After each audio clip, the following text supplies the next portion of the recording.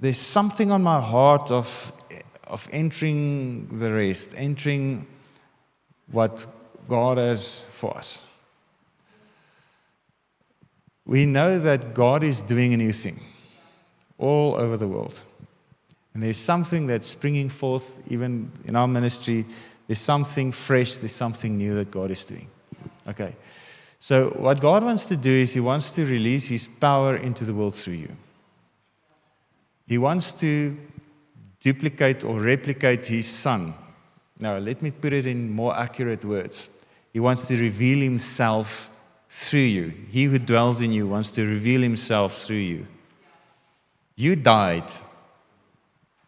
So that's maybe a good place to start. You know, remember Romans chapter 6? Baptism.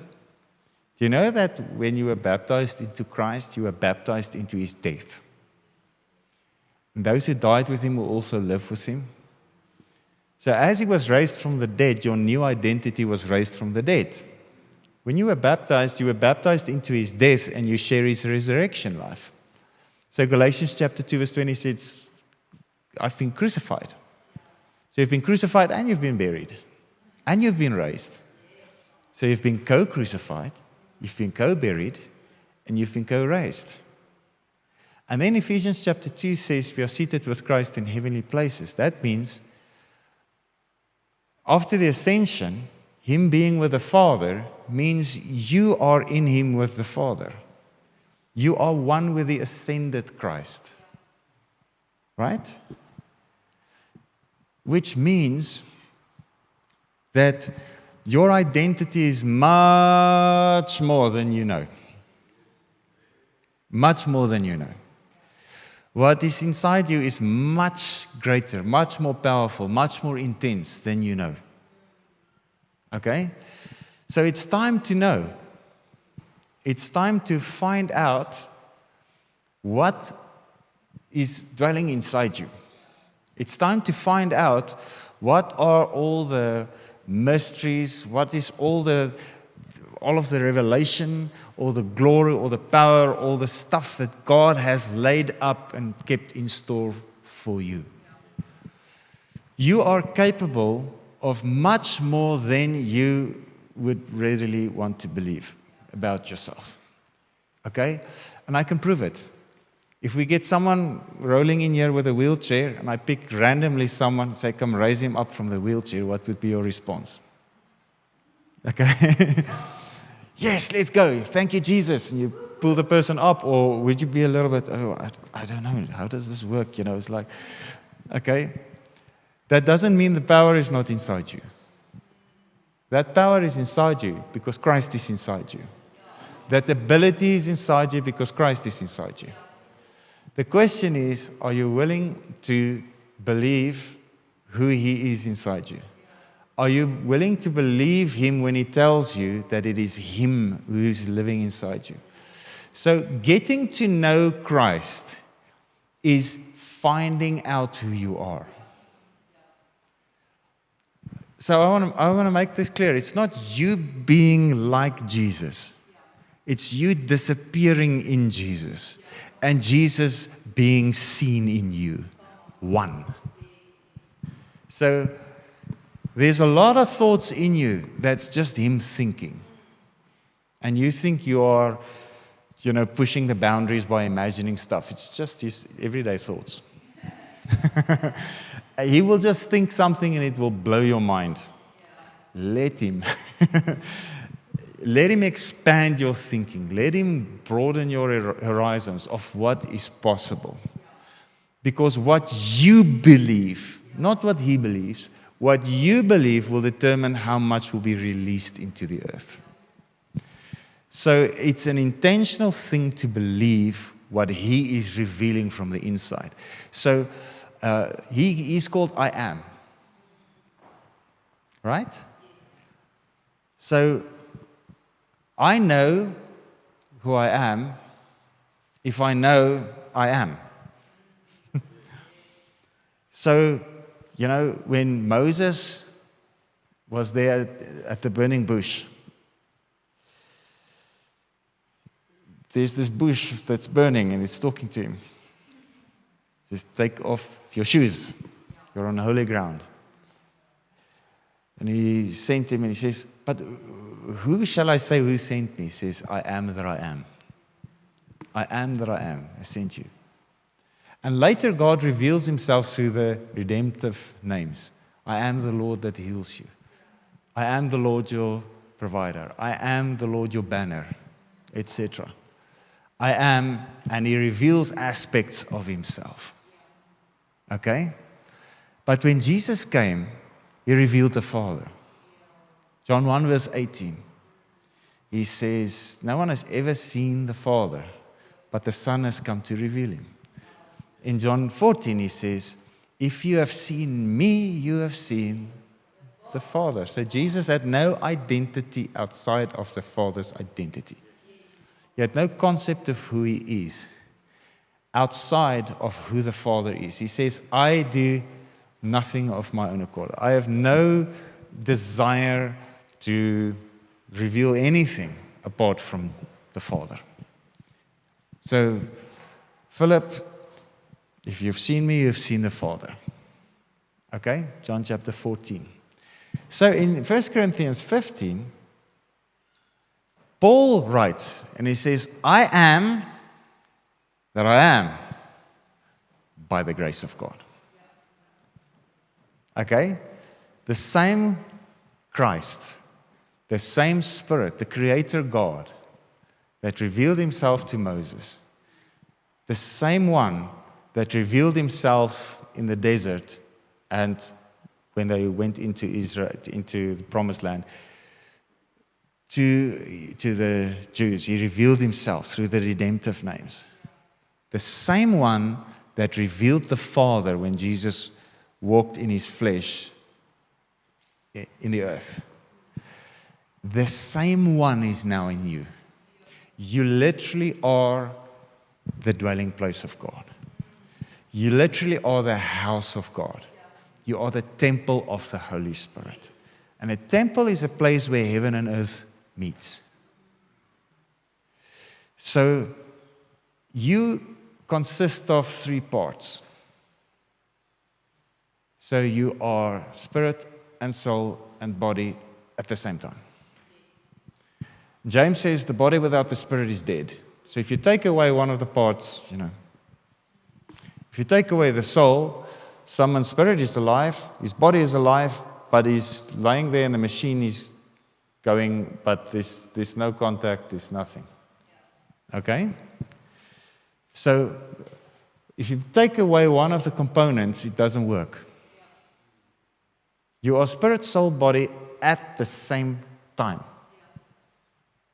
But the place where you are aware is your soul. Okay? And people struggle to take this because of all the years of Pentecostal teachings of you are a spirit, you have a soul, and you dwell in the body. And there's a lot of those teachings that are good. And the conclusions and the stuff that they get out of it, there's awesome revelations in there. But I disagree with that. You are a spirit, you are a soul, you are a body, all at the same time for you to exist. That's how you were created. When you get saved, when you let that incorruptible seed of the word enter into your heart and you get born again. Incorruptible seed, 1 Peter chapter 1. Your spirit man gets saved. The Spirit comes, your spirit testifies together with God's Spirit that you're children of God, Romans 8. Spirit full of His Spirit. But your soul and your body, not so saved. Okay, so then we get the scriptures, Romans chapter 12 verse 2, bring your body as a living sacrifice unto God. That's your spiritual worship. So if your body is in subjection to the Spirit, you are spiritual. But how do you get your body subject to the Spirit? He says, renewal of the mind, that's soul. Your body follows as your soul has fellowship with the Spirit of God already dwelling on the inside of you. That means you must become aware of Him who is in you. The part of you that is listening, the part of you that's thinking independently, the part of you that's running around freaking out, needs to connect with a Spirit that's already been deposited on the inside of you. And it's as simple as that. Say, for instance, this is the natural. This is the soul. This is the spiritual. Your soul gets information. But if your soul gets information from the natural alone, and that becomes the input by which you make your decisions, then you determine, the believing part of you determines what is possible because of the information that you have at your disposal, because you are not now getting input from the Spirit. You are not now finding out who you are in Christ. You are finding out who you are in Adam, and nothing is possible for Adam. But now 2 Corinthians chapter 3 says, whenever Moses is read, a veil lies on their hearts and mind. What does Moses say? You mustn't. So, what is the center of everything that he's saying? You. Is he revealing Christ? Is he revealing the Father? What's he revealing? You, your sin. He's trying to get you by your decisions to get your outward actions aligned to an outward law. Are you with me? We're going somewhere with this. Okay. Right. You're not getting to know Christ. So, as you look to yourself, you just find out what's not possible. And then you try and work. And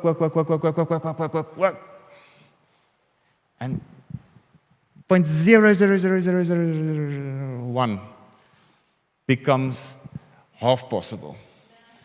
And it's like, oh, I'm so great. I did it. Yeah, just look at me.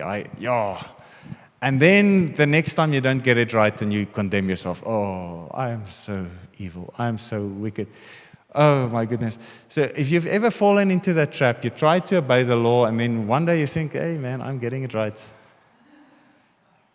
You know, give me a medal, give me a bulky, Staticky, Look at me. I did something.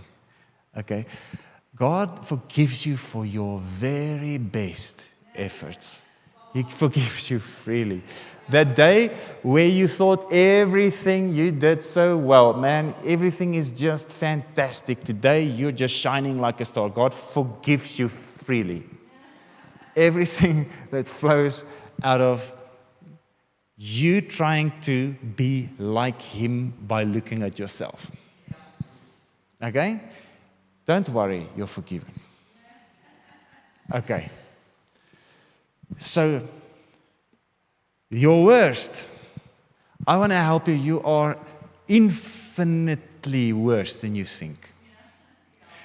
So, that's the trouble with the tree of the knowledge of good and evil. You can produce some good and you can produce evil. And depending on how much of that fruit you eat, that's the spectrum. Good and evil. You have potential to do a lot of good. You have potential to do a lot of evil. But it's not life. Okay? And Christ is life. So the more you stand at this tree, the more you sit under this tree of the knowledge of good and evil, the more you will labor with your own works. And you will not get the fruit of Christ or the Spirit.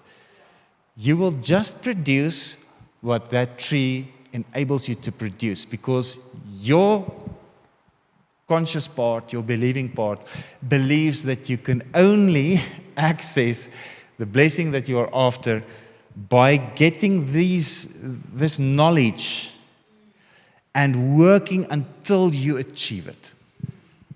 Okay? And you work hard, and you work hard, and you work hard. You achieve some good, but it's never fulfilling. It's not life. All right? And you get tired. But now, when Moses is read, 2 Corinthians 3, verse 15 and 16, a veil lies on their hearts and minds. So the more you're stuck with what you do, your works, the more your heart and mind is blinded to Him, to His face, to His identity, to what's possible in Christ. And the less you believe that certain things that you read in the Word is for you. Okay?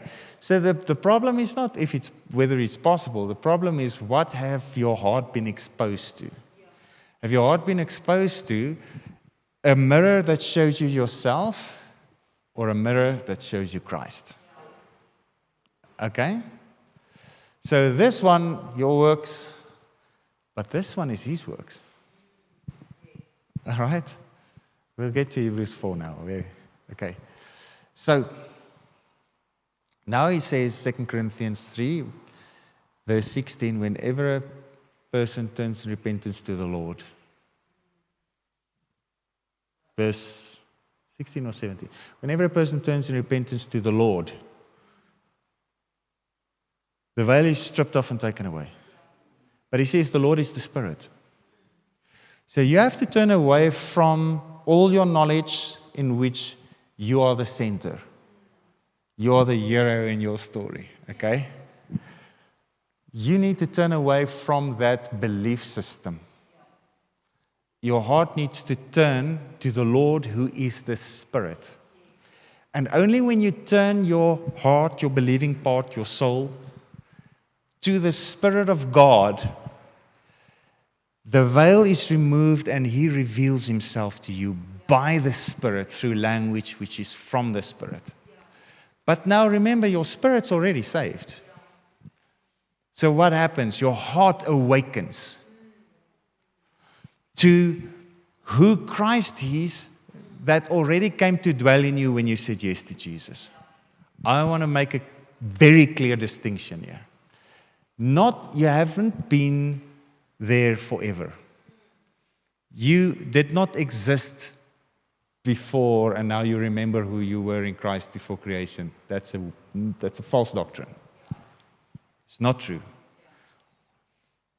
I started existing in 1979. My temporary part, my flesh body, started to exist then, but God put His eternal in me, and now I can live on eternally. Without receiving His eternal life, sorry, your life is that long. But your soul will live on. He speaks of, in John chapter 5, those who did not believe will be raised to eternal judgment. So there is an eternal for those who don't believe. It's just not so nice. Okay, but you have a starting point. But in this lifetime, somewhere you need to receive the Lord Jesus Christ. You need to receive the eternal Word. You need to receive the incorruptible Word and become born again. And from that moment starts the process of transformation. The real transformation, not the one that messes up everything. The transformation. And that transformation means simply this. You turn to the Spirit away from yourself. Now the Holy Spirit starts to reveal to you the face of Jesus in the Word. When you read, you see Him and not yourself. You don't judge yourself and condemn yourself. No, you just see Him. But as you see Him, you start to see Him who dwells in you. And you start to find out who you are because He's in you. And that's your true, real life. Your true, real life is hidden with Christ in God. He is able to do all things. So as we get a revelation of who He is, our hearts start to trust Him. He shows us something. If we just do what He shows us, His power flows out into this side. Now he backs us. Now this flow that's supposed to come from unseen to seen is now opened up because I spent time beholding him. I spent time, he started telling me, I can do this. I can do this. Because he shows me who he is. He shows me his power. He shows me his glory. Okay, so now he's behind me. When I speak what I saw, when I do what I saw, he comes, he watches over his word to perform it, Jeremiah chapter 1, and he does it. Power is released. Not because I did something to deserve it, but because I stopped looking at myself. And I stopped trying to be worthy. And I looked to him who is worthy. And I started participating in the relationship. So you have an intimate relationship with someone who's dwelling on the inside of you, who really is who you are. And when you surrender to that identity, the new creation man starts to come to the front, starts to awaken. Right? So then, they said of Jesus, is not this Jesus, the son of Joseph and Mary, in Nazareth, whom we know, the son of the carpenter? Now you want to tell me you're the son of God, but I saw you there, man. You were making chairs. Okay? Isn't this Gerrit, the son of Gerrit and Rosa? He was playing draadkar there in Constantia Park when he was small. So now you want to tell me, you're gonna raise the dead. I saw you when you were cursing your brother. They were playing in the street with your bicycle. Yeah, that's not Christ. That's Adam. But hasn't Adam been crucified? So why do you keep on looking to Adam and keeping him alive? So it's like you're trying to fix Adam to look like Christ. There's already a Christ. Why do you want another one? It's not in fixing Adam. Just let him die, let him go. It's in surrendering to Christ who lives forever. And he's on the inside of you. Okay. So now Christ has works. And the works that Christ does is the Father. The works of the Father. And the Father has works. So when the Father started rolling up his sleeves and started working, he created the earth. That's nice. That's bigger ability than we have. Okay, in the natural, it's like, but now that same Creator God, the Word through which all things were created, John chapter 1, has now entered my heart, and I got born from Him. Born from the Father. I am born again. That means I am a son. I'm a son of the Creator God. He dwells on the inside of me. The Son is in me, which makes me a son. He's the head, I'm the body. He's preeminent, I must disappear, so that He can appear in me. And that's who you are. Stop trying to be like Jesus.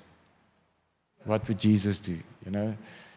Okay, it's nice to remind yourself of the works of the Father. What would He do? You would do the works of the Father. I'm not saying there's no value in that.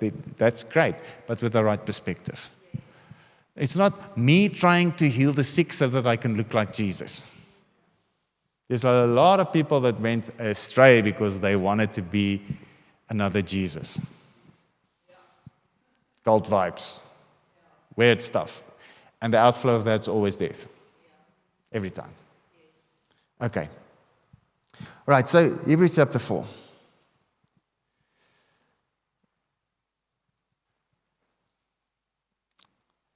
Therefore, the promise of entering His rest still holds, while the promise of entering His rest still holds and is offered today.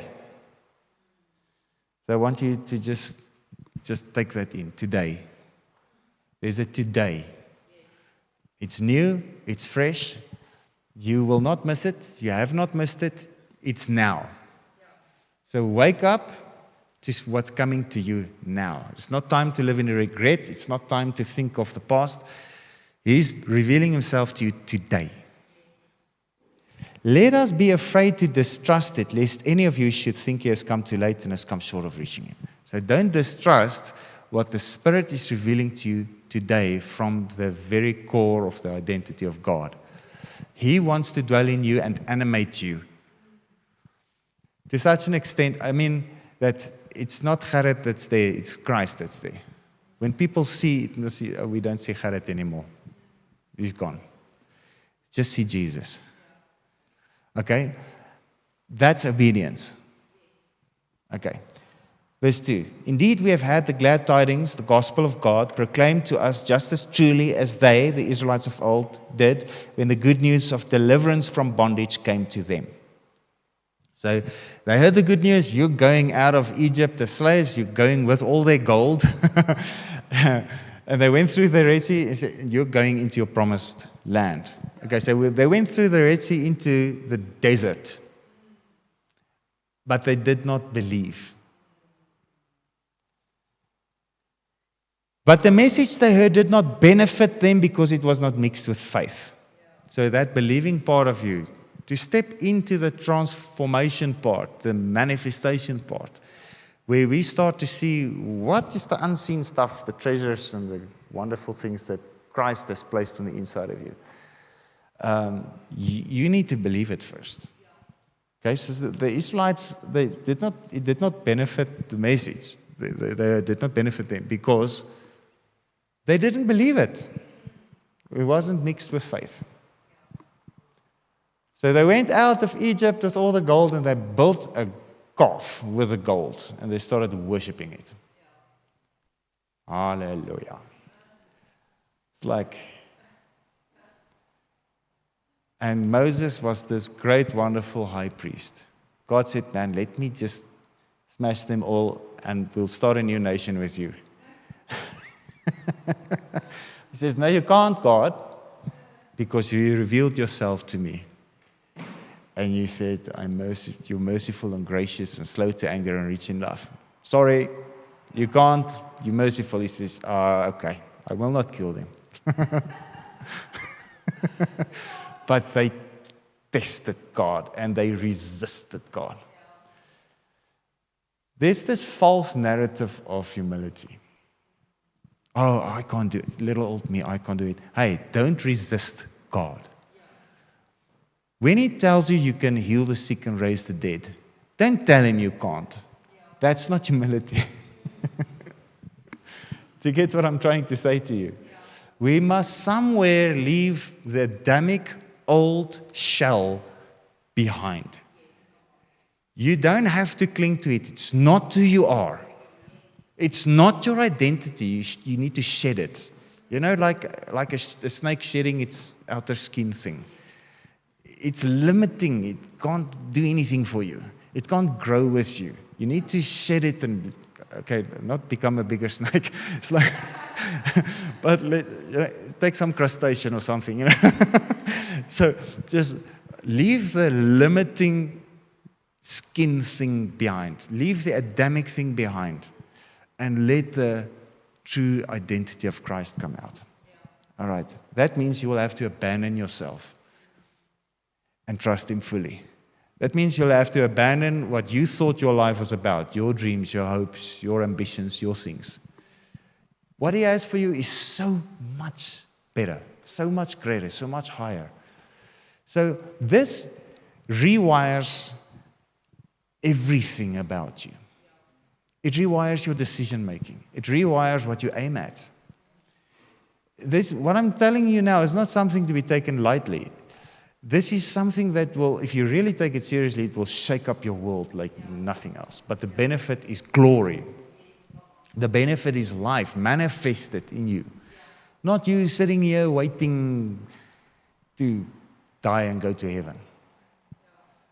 So there's some kind, I don't know, there's muscle memory of that message. We need to shed it. God wants to reveal Himself today through you to the world. Christ needs to walk the earth. Here's His body. Here's where Christ will reveal Himself. He wants to work. He wants to do stuff. But He needs someone that's yielded, someone that's prepared to believe Him. Okay. So they did not enter because they did not believe. So verse 3 says, we who have believed do enter that rest. Okay? There's a rest. The rest doesn't mean you lie down under a coconut tree on the beach. The rest means, that coconut will smash you if it falls off. So the rest is not for you to go and lay down. The rest means you cease from your own works, Adam, and you step into his works, Christ. Okay, so we're going to read it now, but preview. Okay. We who have believed do enter that rest in accordance with the declaration that those who did not believe should not enter, when he said, as I swore in my wrath, they shall not enter my rest. So if we don't believe, we will not enter. Grace does not remove faith. Grace comes by faith. If you knock faith, you don't receive grace.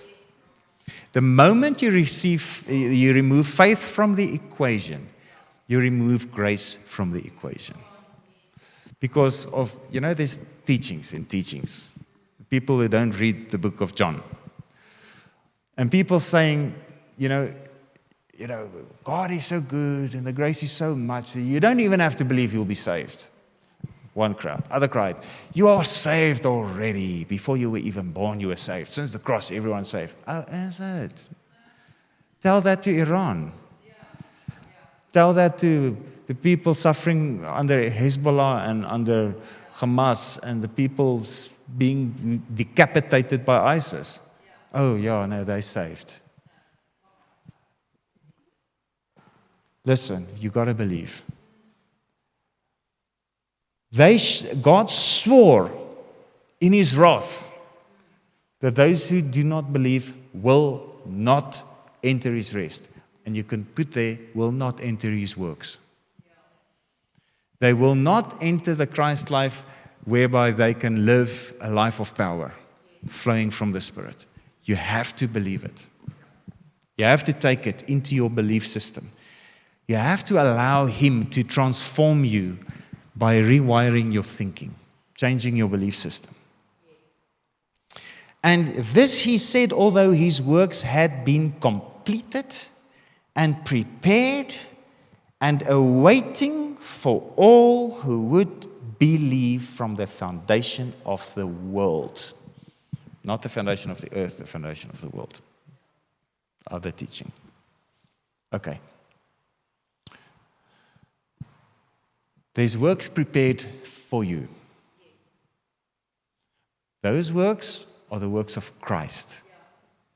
Those works are the works of the Father. It's prepared for you. It doesn't depend on you. You can just step into it if you believe. The moment you believe that grace is given to you, you don't earn it. Here it is. Here is the works of power given. So here's the connection between you and the works of Christ. Believe it. It's part of your identity. It's part of your inheritance. It's part of what you are supposed to be in the earth today. Right?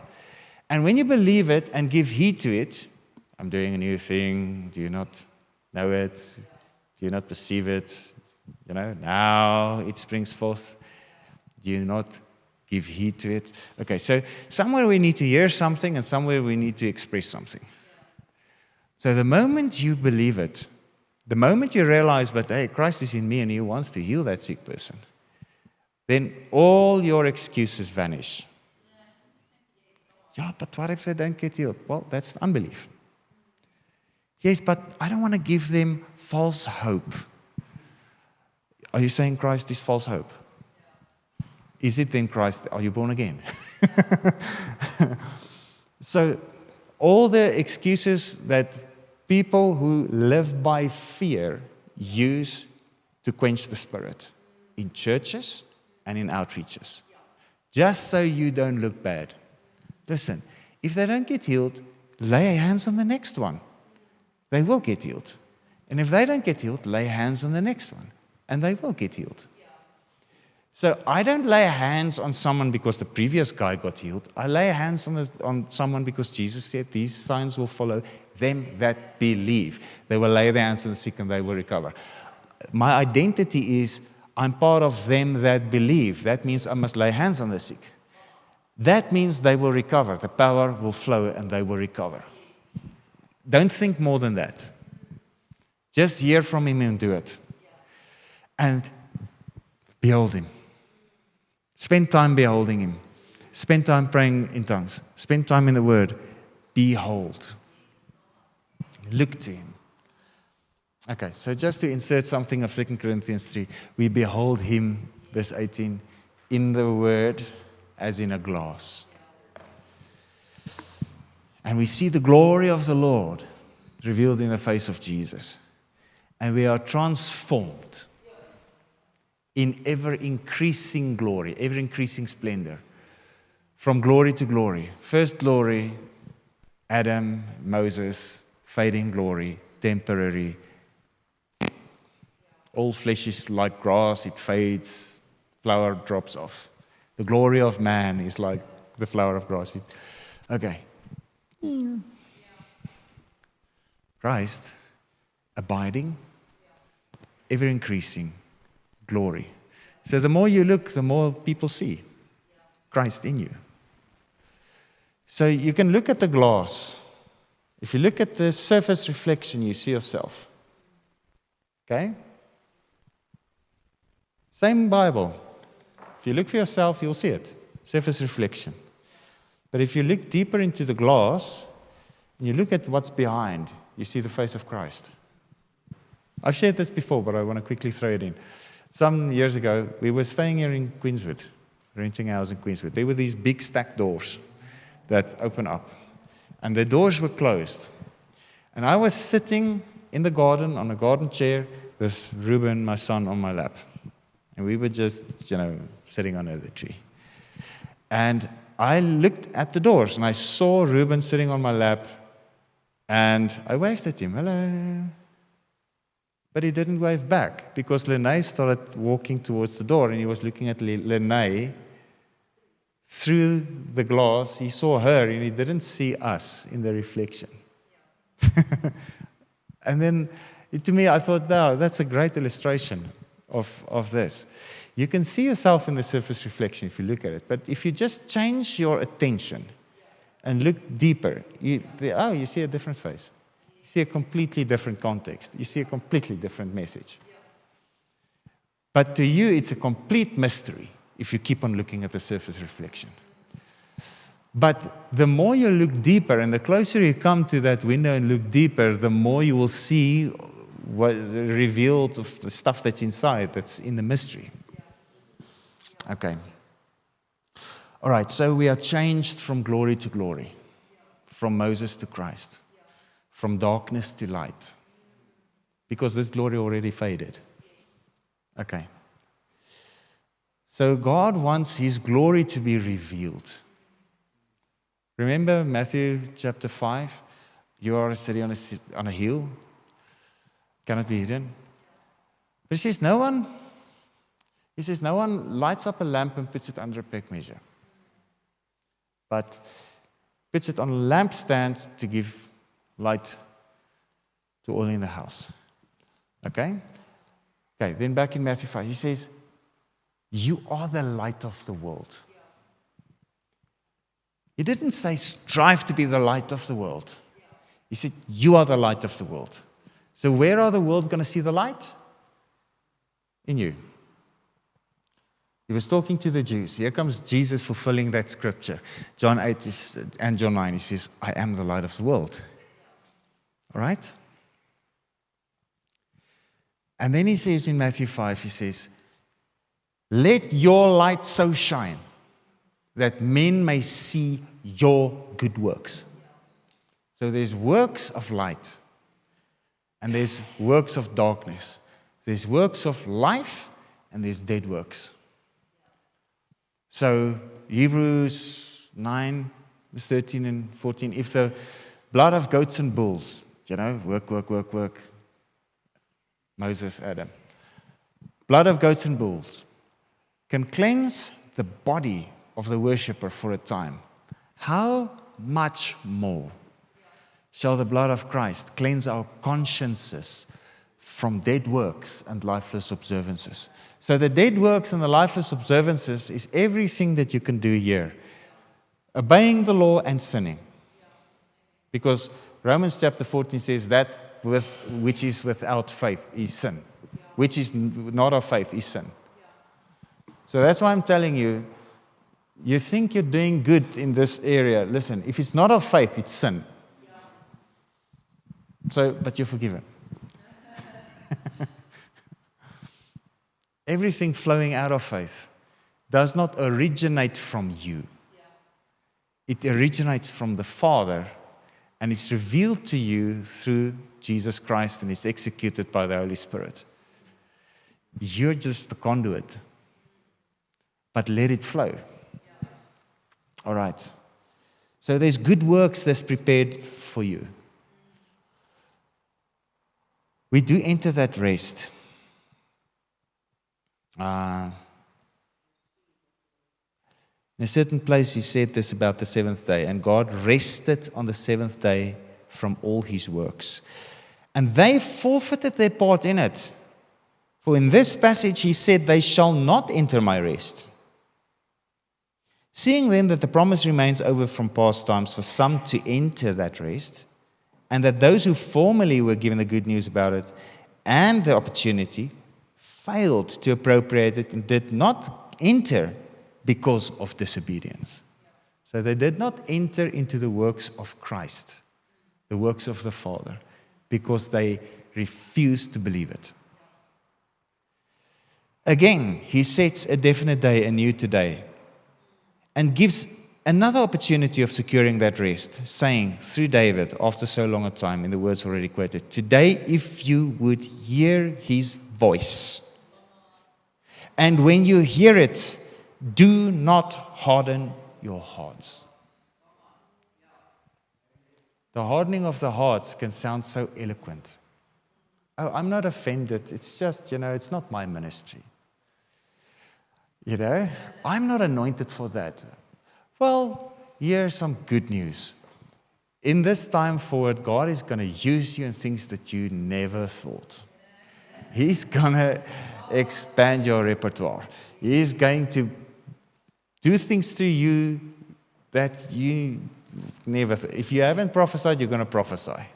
If you haven't healed the sick, you're going to heal the sick. Yeah. If you haven't had dreams and visions, you'll have dreams and visions. Let the excuses drop. Just say, yes, Lord. Okay. This mention of a rest was not a reference to their entering into Canaan. For if Joshua had given them that rest, he, God, would not speak afterward about another day. So we are in another day. We are now in the new today. Verse 9. So then there is still awaiting a full and complete Sabbath rest reserved for the true people of God. Are you the true people of God? Okay, there's a rest reserved for you. For he who has once entered God's rest also has ceased from the weariness and pain of human labors, just as God rested from those labors peculiarly his own. So God demonstrated this for us. He made the earth and he rested. Okay? We'll see what that rest looks like. Okay, so you were laboring in the realm of Moses and Adam.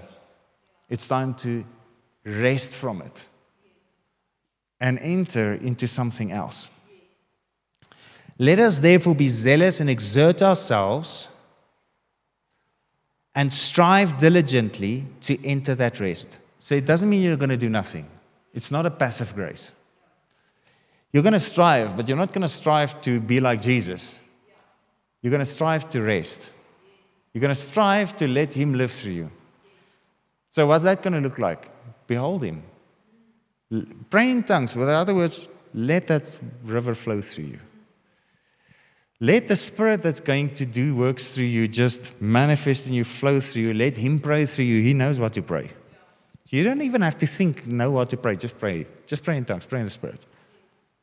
You can pray in your understanding also, but pray in tongues. I'm really serious. God is praying through you. He's praying for you. And He knows exactly what to pray for. And then when you see a sick person, just lay your hands on them, boom, they'll be healed. Because the Holy Spirit already prayed. He's not just revealing, He's just doing. It's helping you to yield. It's helping you to surrender to what He's doing through you. To receive the river, to receive the flow. Okay. That no one may fall or perish by the same kind of unbelief and disobedience into which those in the wilderness fell. For the word that God speaks is alive, full of power, making active, operative, energizing, effective.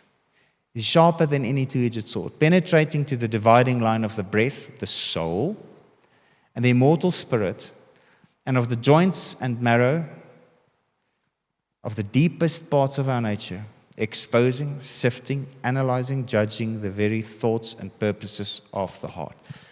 Let the word come into your heart. Allow the word to bring renewal of the mind. That word is going to cut, and He's going to confront you. That was not a good motive. Yes, Lord. He says, you're lying to yourself. You're saying this and this and this, but that was not a good motive. Sorry, Lord. Good. Then the more you receive His word, the more you receive the corrections, the tweaks that He makes, every day more of Christ is shining. More of the word is coming out of you. Don't reason with God. Don't say, no, God, I didn't really do that, or I didn't really mean. Are you going to? He knows everything. You're not going to convince Him of something. He's not some human being that you can reason with. Okay. The word is alive, full of power, making it active, operative, energizing, effective. Sharper than any two-edged sword, penetrating to the divining line and breath of life in the immortal spirit, and of joints and marrow, the deepest parts of our nature, exposing, sifting, analyzing, judging the very thoughts and purposes of the heart. And not a creature exists that is concealed from His sight, but all things are open and exposed, naked and defenseless to the eyes of Him with whom we have to do. So He's not going to find out. He knows. You're not going to surprise Him. Inasmuch then, as we have a great high priest who has already ascended and passed through the heavens. Jesus is a better high priest than Moses. Okay. Jesus, the Son of God, let us hold fast our confession of faith in Him. We do not have a high priest who is unable to understand, sympathize, and have a shared feeling with our weaknesses and infirmities. Listen, the law is unable to understand. The law is unable to sympathize and have a shared feeling with your weaknesses and infirmities. It doesn't care. It's a rigid standard. If you don't do it, cop off. Okay? Liabilities to the assaults of temptation. But we have Christ, the high priest, one who has been tempted in every respect as we are, yet without sinning. Now, listen. Let us then fearlessly and confidently and boldly draw near to the throne of grace. Throne is a place from which authority flows. You need to draw near so that His authority can flow through your life. The throne of God's unmerited favor to us sinners. Are you not seated with Christ in heavenly places? Is Christ not seated at the right hand of the Father? So where will you find your identity? Seated with Christ in heavenly places. So that's your identity. That's your everyday reality. It's not just some bumper sticker or some statement. Live there. That we may receive mercy for our failures and find grace in help in good time for every need. Appropriate help, well-timed help coming just when we need it. Okay, why do you need God's help? What for? Do you need God's help to sin? No, you can do that all on your own. So grace is not something that should enable you to live a sinful life. The law, puts petrol on that fire.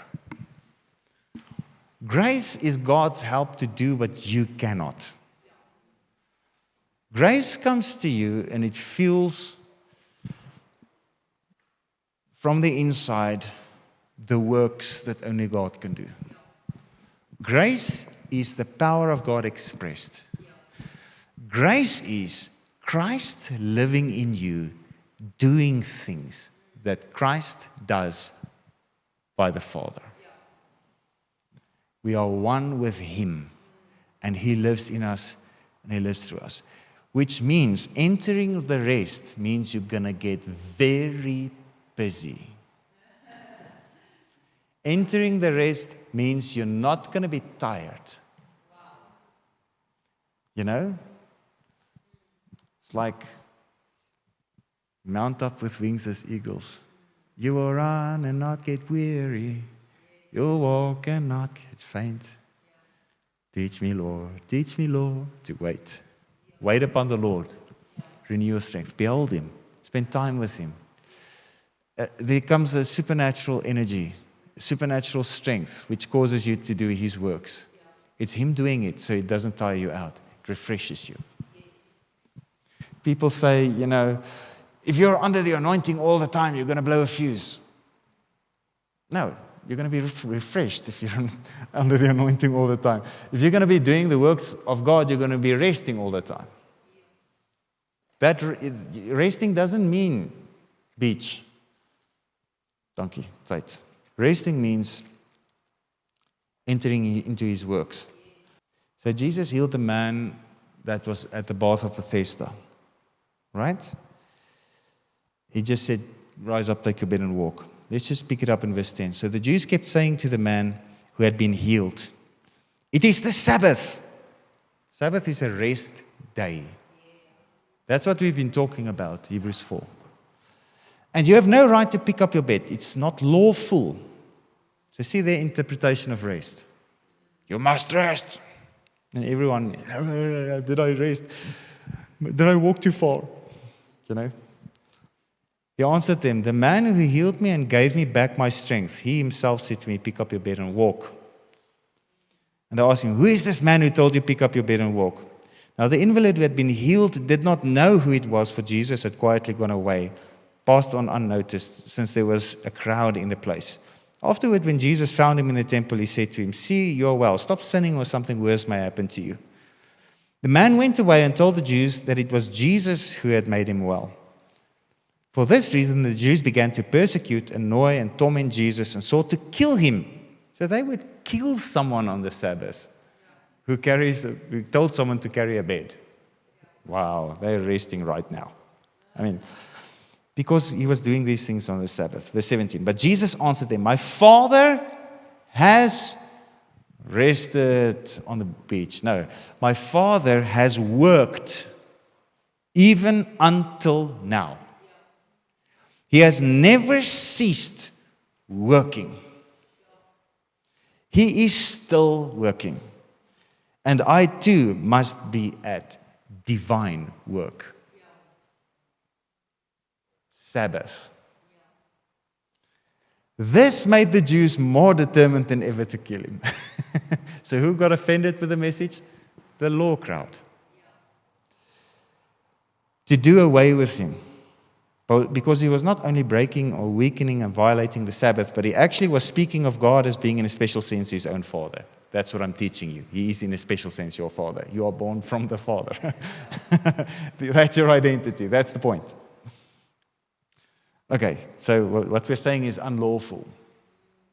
Verse 19. So Jesus answered them by saying, I assure you, most solemnly I tell you, the Son is able to do nothing of himself, of his own accord, with the Adam perspective.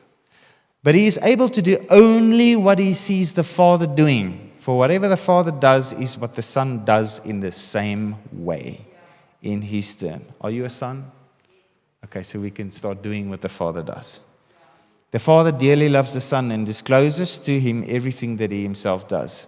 So he will disclose it to you. Spend time with him. Pray in tongues. Be in the Word.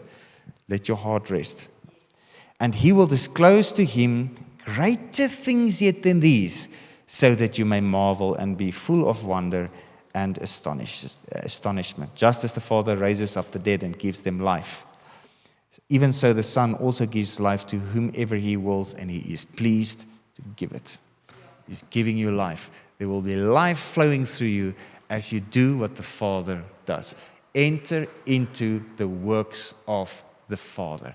Enter into the works of God. You can read Ephesians chapter 2, verse 10 for homework.